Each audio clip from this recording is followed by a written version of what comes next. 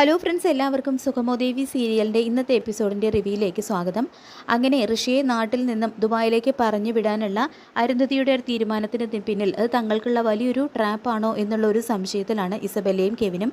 അതുകൊണ്ട് തന്നെ ഋഷി എയർപോർട്ടിലെത്തി അവിടെ നിന്നും ഫ്ലൈറ്റിൽ കയറിയിട്ടുണ്ടോ എന്ന് എയർപോർട്ടിലുള്ള തൻ്റെ ആളുകൾ വഴി ഉറപ്പുവരുത്താൻ തന്നെ ഇസബെല്ല ഒരു തീരുമാനമെടുക്കുന്നുണ്ട്. അതിനുശേഷം നന്ദനാണെങ്കിൽ കഴിഞ്ഞ 2 ദിവസമായിട്ട് കടുത്ത പനിയിലാണ്. എസ്തപ്പാൻ ചേട്ടനും ഏലിയാമ്മച്ചിയും ചേർന്നാണ് നന്ദനെ ശുശ്രൂഷിക്കുന്നത്. എന്നാൽ എത്രയൊക്കെ പറഞ്ഞിട്ടും മരുന്ന് കഴിക്കാനോ കഞ്ഞു കുടിക്കാനോ ഒന്നും നന്ദൻ തയ്യാറാകുന്നില്ല. ദേവിക വന്നാൽ മാത്രമേ തനിക്ക് ആശ്വാസമുണ്ടാകൂ എന്നുള്ള ഒരു നിലപാടിലാണ് നന്ദൻ. അതുകൊണ്ട് തന്നെ എസ്തപ്പാൻ ചേട്ടൻ ദേവികയെ വിളിച്ചു വരുത്തുന്നുണ്ട്. അപ്പോൾ ദേവിക ഒറ്റയ്ക്കല്ല വരുന്നത്, ഗിരീഷ് ചേട്ടനെയും കൂട്ടിയാണ് വരുന്നത്. പക്ഷേ ഇപ്പോഴത്തെ ഒരു സാഹചര്യത്തിൽ അവർക്ക് പഴയതുപോലെ സ്വതന്ത്രമായിട്ട് സഞ്ചരിക്കാൻ കഴിയുന്നില്ല. അതുകൊണ്ട് തന്നെ MLA എന്നുള്ള ഒരു ബോർഡൊക്കെ കാറിൽ നിന്നും എടുത്തു മാറ്റിയിട്ടാണ് കേട്ടോ വരുന്നത്. അപ്പോൾ വരുന്ന വഴി മെഡിക്കൽ സ്റ്റോറിൽ നിന്നും മരുന്നൊക്കെ വാങ്ങുന്നുണ്ട്.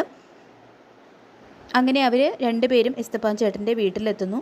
അപ്പോൾ വീട്ടിലെത്തുന്നതും നന്ദന് പണിയാണ് കൂടുതലാണെന്ന് എസ്തപ്പാൻ ചേട്ടൻ അറിയുന്നതും വല്ലാതെ തന്നെ ആദ്യമാവുന്നുണ്ട് കേട്ടോ ദേവിക്ക്. അപ്പോൾ ദേവിക ഉടൻ തന്നെ നന്ദൻ്റെ അടുത്തേക്ക് പോകുന്നു. തുടർന്ന് സ്വന്തം കൈകൊണ്ട് കഞ്ഞി കോരി കൊടുക്കുകയും മരുന്ന് കഴിപ്പിക്കുകയൊക്കെ ചെയ്യുന്നുണ്ട്. ദേവികയുടെ വാക്കുകൾ നന്ദന് വലിയൊരു ആശ്വാസമാകുന്നുണ്ട്. എനിക്കിവിടെ നന്ദുവിനോടൊപ്പം നിന്ന് തന്നെ നന്ദുവിനെ ശുശ്രൂഷിക്കണമെന്ന് ആഗ്രഹമുണ്ട്. പക്ഷേ ഇപ്പോഴത്തെ സാഹചര്യത്തിൽ അതിന് കഴിയില്ല.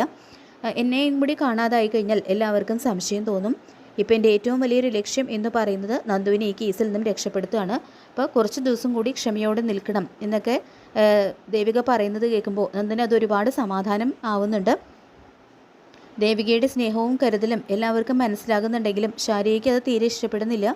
ദേവിക ഇത്രയും കാലം അനുഭവിച്ച വേദന വീണ്ടും തൻ്റെ ചേച്ചി ആവർത്തിക്കരുത് എന്നാണ് ശാരികയുടെ ആഗ്രഹം. അതുകൊണ്ട് തന്നെ ദേവികയും നന്ദനും വീണ്ടും ഒന്നിരിക്കുന്നതിന് ശാരിക ശക്തമായിട്ട് തന്നെ എതിർക്കുന്നുണ്ട്. ഇതിനിടയിൽ ഒരു ദുരൂഹ വ്യക്തിയുടെ സാന്നിധ്യമാണ് കഥയെ മറ്റൊരു വഴിത്തിരിവിലേക്ക് കൊണ്ടുപോകുന്നത്. 2 ദിവസം മുമ്പ് ഭിക്ഷക്കാരൻ്റെ വേഷത്തിൽ ഈ വീട്ടിലെത്തിയ അതേ വ്യക്തി വീണ്ടും അവിടെ നിരീക്ഷിക്കുന്നുണ്ട്. ആരും സംശയിക്കാത്ത രീതിയിലാണ് അയാളുടെ നീക്കങ്ങൾ. ദേവികയും ഗിരീഷും എസ്തപ്പാൻ ചേട്ടനും പുറത്തു നിന്ന് സംസാരിക്കുന്നതൊക്കെ അയാൾ സൂക്ഷ്മമായിട്ട് നിരീക്ഷിക്കുന്നുണ്ട്. ഗിരീഷ് എന്തിനാണ് അവിടെ വന്നത് എന്നുള്ളൊരു സംശയം അയാൾക്കുണ്ടാകുന്നു. അപ്പോൾ ഈ ഒരു വ്യക്തി ആരാണെന്നതാണ് ഇപ്പോഴത്തെ ഏറ്റവും വലിയൊരു ചോദ്യം.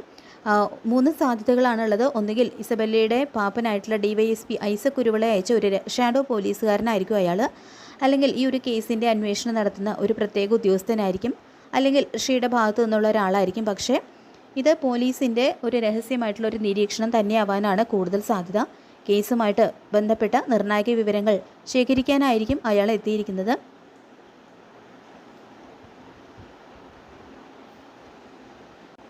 അങ്ങനെ ദേവികയാണെങ്കിൽ അന്നത്തെ ദിവസം മുഴുവൻ നന്ദുവിനോടൊപ്പം നിന്ന് നന്ദുവിനെ ശുശ്രൂഷിക്കുകയും പരിചരിക്കുകയൊക്കെ ചെയ്യുന്നു. അതുകൊണ്ട് തന്നെ നന്ദുവിൻ്റെ പനിയിൽ നല്ല കുറവുണ്ടാവുന്നുണ്ട്. ഇതേ സമയം തന്നെ ഋഷി ദുബായിലേക്ക് പോകാനായിട്ട് റെഡിയായി വരികയാണ്. അപ്പോൾ അരുന്ധതി പറയുന്നുണ്ട്, മോനിനി ഒന്നുകൊണ്ടും ഭയപ്പെടേണ്ട, 2 ആഴ്ച കഴിഞ്ഞാൽ അമ്മയും അവിടെ എത്താം.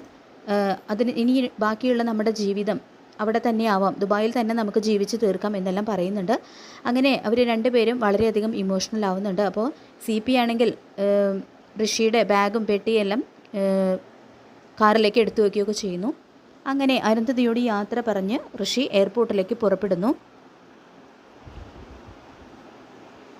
ഇതേസമയം ഗിരീഷും ദേവികയും എസ്തപ്പാൻ ചേട്ടൻ്റെ വീട്ടിൽ നിന്നും ഇറങ്ങാൻ തുടങ്ങുകയാണ്. നന്ദുവിന് ഇനി ഒരുപാട് കാലമൊന്നും അവിടെ എങ്ങനെ ഒളിവിൽ കഴിയേണ്ടി വരില്ല എന്നും കേസിൻ്റെ കാര്യത്തിൽ വലിയൊരു വഴിത്തിരിവ് തന്നെ ഉണ്ടാകുമെന്നും ദേവിക പറയുന്നുണ്ട്. പിറ്റേ ദിവസം വീണ്ടും വരാമെന്ന് പറഞ്ഞുകൊണ്ട് അവരവിടെ നിന്ന് ഇറങ്ങുന്നു. ഇതേസമയം ഋഷിയാണെങ്കിൽ എയർപോർട്ടിലേക്ക് പോയിക്കൊണ്ടിരിക്കുകയാണ്.